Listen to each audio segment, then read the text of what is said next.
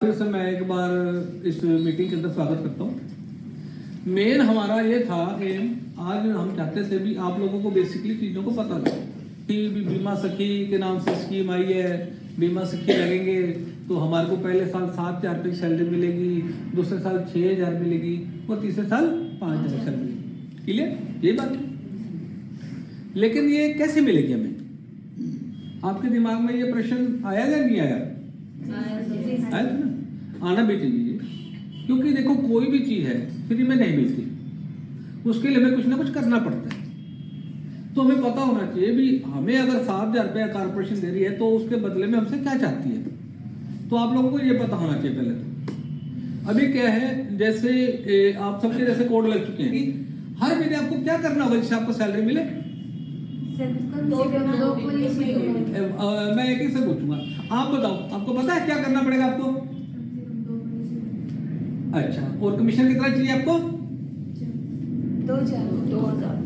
ये पहले 4 महीनों में ये रहेगा, उसके 4 महीनों में फिर ये चेंज हो जाएंगे, 2 से अपने 4,000 कमीशन चला जाएगा, और लास्ट के जो से 4 महीने उसके अंदर हमारा जो कमीशन चला जाएगा वो टोटल चला जाएगा हमारा 6,000 से। टोटल साल के अंदर हमने कितना कमीशन अर्न करना है? 48,000 रुपया। ठीक है, एक्टिव होना जरूरी है। अब इस चीज को थोड़ा सा समझ लो, एक्टिव होने में और कमीशन अर्न करने में क्या फर्क है। सपोज करो मैडम आपने एक पॉलिसी डाली, आपने पॉलिसी तो डाल दी लेकिन उससे कमीशन आपको 2,000 रुपया नहीं बना। अगर 2,000 कमीशन नहीं बना तो सैलरी नहीं मिलेगी ना। क्लियर है? लेकिन आप एक्टिव हो गए, अगले महीने में आपने फिर पॉलिसी डाली, उसमें आपका कमीशन 5,000 रुपये बन गया, तो पिछला भी कवर हो गया आपका। तो पिछले को कवर करने के लिए जरूरी है भी हमारे को हर महीने में एक्टिव होना बहुत जरूरी है। कम से कम एक पॉलिसी हमारी जरूर डाले, कोशिश करो भी कम से कम 2 या 3 पॉलिसी जितनी ज्यादा डालते रहोगे, क्योंकि जितना काम करेंगे उससे में कमीशन मिलेगा। ये तो सैलरी लेने के लिए मैं बता रहा हूँ आपको भी, अगर मेरे को 7,000 रुपये सैलरी लेनी है तो उसके लिए मुझे क्या करना होगा। लेकिन कमाई करने के लिए तो कोई नहीं है। अब सपोज करो आपने 4 पॉलिसी डाल ली, अगर 5वीं पॉलिसी आप डालना चाहोगे तो कोई रोक थोड़ी ना आपको, आप 5वीं पॉलिसी भी डाल सकते। तो ये बताओ आपको एलआईसी कैसी लगती है? एलआईसी जो काम करती है, हम जो इंश्योरेंस का काम करते हैं वो कैसा काम है, कैसा लगता है आप लोगों को? अच्छा काम है या बुरा काम है? अच्छा काम है ना। हम किसी को आदत डालते हैं भी थोड़ा थोड़ा पैसा जोड़ ले, आपका फ्यूचर के अंदर अपने बच्चों की प्लानिंग करवाते हैं उनके, है ना, तो एक अच्छा काम है ना। तो अच्छे काम को तो हमें खुशी से करना चाहिए, कोई शर्म तो नहीं आएगी अपने को किसी को बताने में। आप सबने अपने अपने रिश्तेदारी में सबको मित्रों को बता दिया कि आपके पास एलआईसी की एजेंसी, आप बीमा सखी बन चुकी हो, है ना। अब आप में कंपटीशन होगा आपस के अंदर।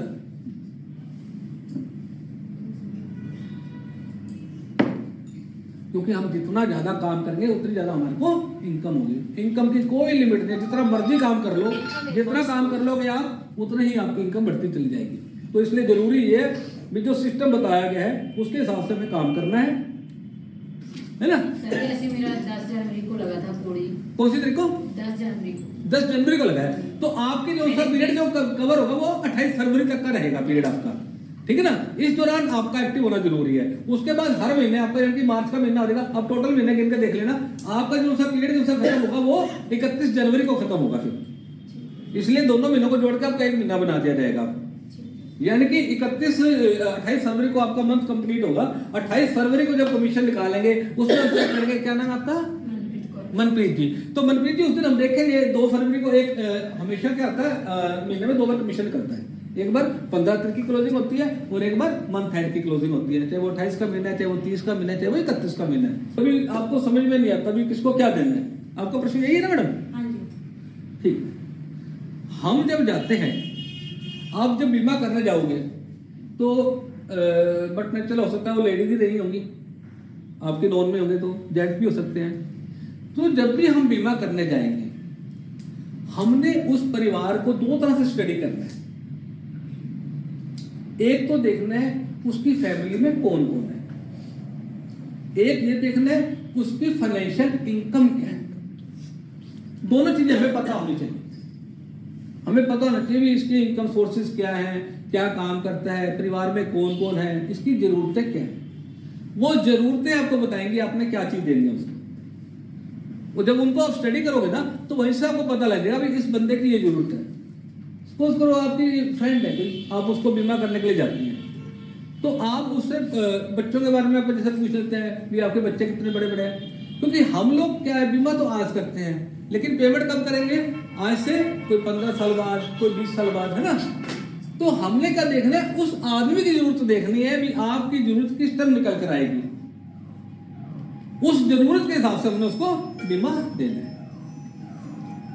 वहां से हमें पता लग गया भी इसको अपनी ये पॉलिसी देनी है। आपसे बहुत बार पूछेंगे, आगे से चल के कस्टमर बताओ जी मेरे बच्चों के लिए बताओ जी कुछ। आप लोगों ने लिखा होगा, उमंग लिखा होगा, उत्सव लिखा होगा।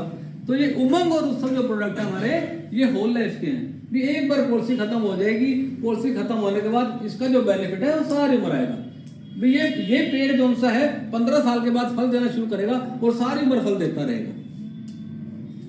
क्लियर मेरी बात को? तो जब भी कस्टमर से बात करो, खुल के बात करो, उसके फायदे की बात करो, क्योंकि कस्टमर के फायदे में ही हमारा फायदा है। कामयाबी का सिंपल सा मंत्र है, रोज की 10 ना सुननी।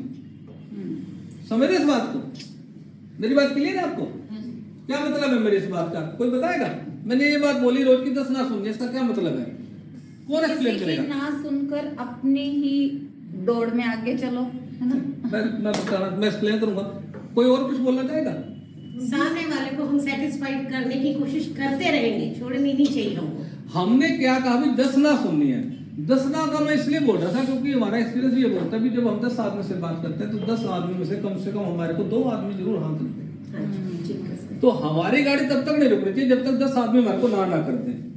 9 आदमी ने ना कर दिया तो 10वें तक भी जाना है हमने। हो सकता है 10 के 10 में ना करते हैं। तो 10 ना का मतलब ये होगा अभी कम से कम हम 10 लोगों से मिले। इसका फायदा क्या होगा?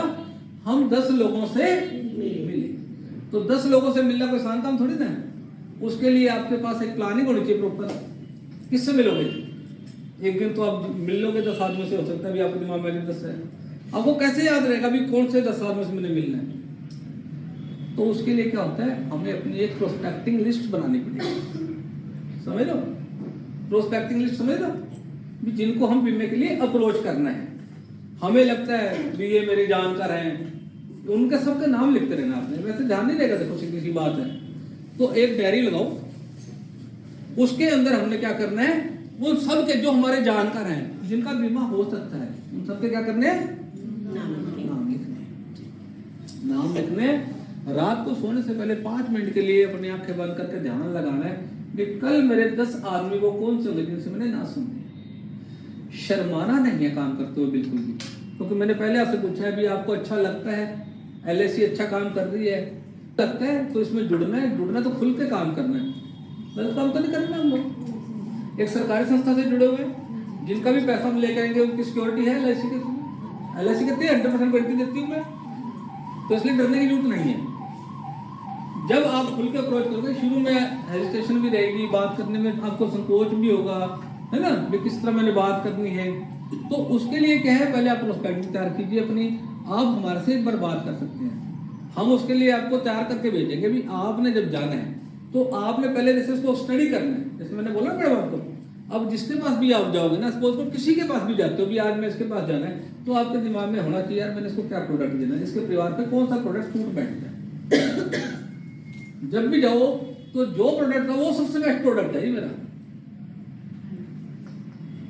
दूसरे प्रोडक्ट की बात नहीं करनी है। जिद होनी चाहिए हमारे अंदर।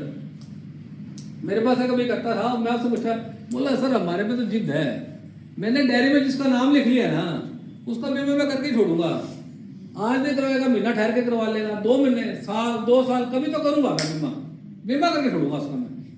और ये आपकी जिद्दी है। जब आप इतना ज्यादा मिलते हैं, ज्यादा बात करते हैं, उनको बताते हैं, तो कहीं ना कहीं वो तैयार तो करते हैं, है ना।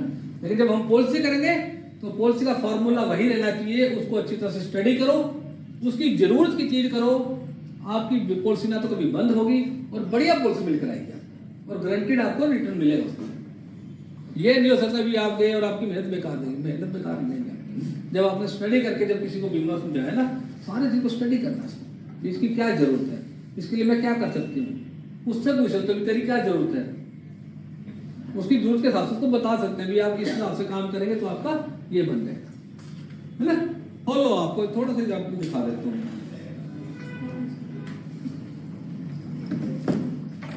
सभी खोल रहे, फायदा हो जाएगा आप लोगों के लिए। थोड़ी सी प्रैक्टिस करवा देता हूँ। पहले तो बोर्ड लगा रखा उसमें मेरी तरफ और वो प्लान प्रेजेंटेशन करना चाहता है ना, तो प्लान प्रेजेंटेशन में जाएंगे आप। सबसे पहले क्या दिखा रहा है, 714 नंबर टेबल दिखा रहा है, न्यू इंडोमेंट चलेगा इसके अंदर, इस पेज पर आ गए सभी हैं? अभी मैं जो सा आपका सवाल था ना, मैं उसका जवाब देने के लिए कोशिश करूंगा ताकि आपको आपके सवाल का जवाब मिल जाए, है ना। तो अभी हम इसके ऊपर जैसे हम इसको क्लिक करेंगे तो ये खुल जाता है। अभी इसके अंदर देखो दो चीजें बता रहा है। एक को आपको ये पता लग गया भी आप बीमा किसको दे सकते हो, इसमें लिख रखी है एज 8 साल से लेके 50 साल तक के बंदे को बीमा दे सकते हैं ये, ठीक है ना। तो सबसे पहले तो जिसका आप इंश्योरेंस करने जा रहे हो वो देख लेना भी 8 साल से 50 साल के बीच में है या नहीं। अगर 50 साल से ज्यादा का या 8 साल से छोटा है तो भी नहीं हो पाएगा, है ना, क्लियर। तो अभी क्या है, सबसे पहले ये इसमें नाम पूछता है, इसमें नाम डालना पड़ता है, तो नाम कुछ भी ABC लिख दो चाहे आप, है ना, ताकि वो आगे चल पड़ेगा। अभी एज है, सपोज करो मैं एज मान लेता हूँ कि आपके गांव में कोई एवरेज 30 साल वाला बंदा मान लेता हूँ, 30 साल का है कोई, ठीक है जी। अभी 30 साल का है, इसके साथ जब एज में मैंने 30 साल डाला है, अभी इसके नीचे जो ना टर्म दे रखी है, टर्म पे 12 दिख रहा है आपको। Yes sir. इसका मतलब क्या हुआ, कम से कम 12 साल की है, इससे कम की नहीं होगी, क्लियर है ना। तो यहाँ पे क्या करना है, इसको 12 से एक बार आप 20 साल पे ले लो, 20 पे टिक कर लो आप। यानी कि अभी क्या है भी मैं आपको, क्योंकि 2 लाख की पॉलिसी है, 20 साल के लिए दे रहा हूँ कस्टमर को, क्योंकि वो 30 साल का 50 साल का जब हो जाए तब उसको बेनिफिट मिलेगा। अभी सम एश्योर्ड है इसके नीचे, सम एश्योर्ड कम से कम 2 लाख है भाई, तो 2 लाख डालिए, यहाँ पे डालो 2 लाख सारे, डाल लिया। अच्छा, अभी इसको थोड़ा स्क्रॉल करते हुए नीचे जाएंगे, ए भी सम एश्योर्ड लिखा हुआ है ना, तो इसको टिक किया ही हुआ ऑलरेडी, टिक कर रहे ना ये वाला, ठीक है। तो उसके बाद जो उसका मतलब समझ लीजिए, एडी और डीबी क्या होता है। एबी तो होता है एक्सीडेंटल बेनिफिट और डीबी क्या होता है, डिसेबिलिटी बेनिफिट। डिसेबिलिटी बेनिफिट किसको बोलते हैं, कि आदमी का एक्सीडेंट हुआ, आदमी मरा तो नहीं लेकिन वो किसी काबिल भी नहीं रहा, उसके दोनों हाथ खत्म हो गए या दोनों पैर खत्म हो गए, है ना, तो वो परमानेंट डिसेबिलिटी में काउंट होता है, तो उसके लिए अलग से एक बेनिफिट मिलता है उसको, ठीक है। तो इसके साथ एक्सीडेंटल आया, कई बार कहता है एक्सीडेंटल में आदमी बच गया बेचारा, लेकिन उसकी हालत वो होगी, वो ना रहा जिंदा रहा ना मरा रहा, तो उसके अंदर डिसेबिलिटी उसको बेनिफिट अगर ले रखा हुआ तो वो बेनिफिट उसको मिल जाएगा, प्रीमियम उसके बंद हो जाएंगे, ठीक है। तो इसलिए एडीडी भी देते हैं हम।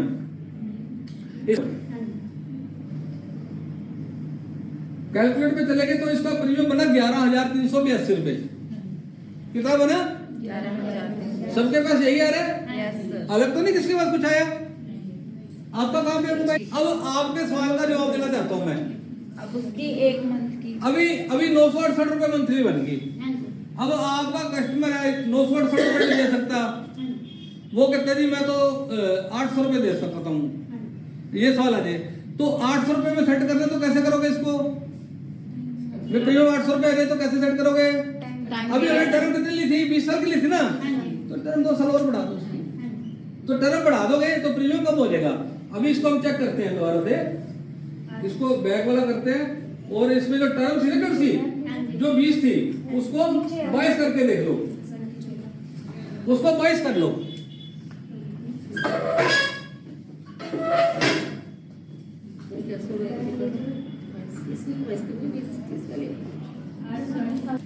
प्रीमियम कम हो गया ना पहले से, तो इस हिसाब से आप अपने जो से ना कस्टमर को सेट कर सकते हैं भी आपकी इस रेट के अंदर आ जाएगा, आपको इतने साल पैसे भरने पड़ेंगे, आपकी ये वैल्यू बन जाएगी। इससे 2 फायदे होंगे। कस्टमर को क्या बेनिफिट होगा, कस्टमर का बेनिफिट ये होगा जितनी पॉलिसी हमारी लंबी होती है उसका बोनस रेट उतना ही ज्यादा होता है, उसकी रिटर्न उतनी ज्यादा बन जाएगी। अभी 2 लाख की पॉलिसी उसको करवानी थी बेचारे को, लेकिन वो उस रेंज में नहीं आता, बोला नहीं मैं इतने नहीं बचा पा रहा हूँ, मेरे को इस हिसाब से सेटिंग हो जाए कोई, तो आपने उसकी सेटिंग की, बोला 2 साल आपको और ज्यादा चलना पड़ेगा, जहाँ 20 साल थी वहां पे आपको 22 साल चलानी पड़ेगी पॉलिसी, और उसकी रेंज में आ जाएगी पॉलिसी, अब सेट कर सकते हो, है ना। लेकिन अभी क्या है, कोशिश ये करो भी उसको उसकी इनकम देखो आप। तो हम बैठे हैं सबका भला करने के लिए, जब सबका भला होगा तो हमारा भला अपने आप हो जाएगा। इसलिए मैंने क्या बोला है भी हमने जाना तो क्या है, कस्टमर के बेनिफिट के लिए लड़ना है हमने। हमें हो सकता है कहीं थोड़ा बेनिफिट मिल रहा हो, कहीं ज्यादा मिल रहा हो, लेकिन हमारे कस्टमर का बेनिफिट होना बहुत जरूरी है। तो जुड़वा लो भी पैसा सबसे, सभी के सभी एक्टिव होना है, ठीक है। हमने जितने भी यहाँ बैठे हैं सबने सैलरी लेनी है ना। हम सैलरी के लिए ही अकेला काम नहीं कर रहे, हमने एक अच्छी इनकम दी। अभी आपको मैंने आज सिर्फ शुरुआत के लिए बिठाया है ताकि हम एक अच्छी शुरुआत कर सकें। हमारे को ये पता होना चाहिए हमने करना क्या है, कितना काम करेंगे तो हमें क्या मिलेगा, ठीक है। अगली जो मीटिंग होगी उसके दौरान हम आपको बताएंगे आपने कैसे प्रीमियम को लेना है, कैसे बड़ा प्रीमियम हम ला सकते हैं, ठीक है। तो आज के लिए धन्यवाद। Thank you.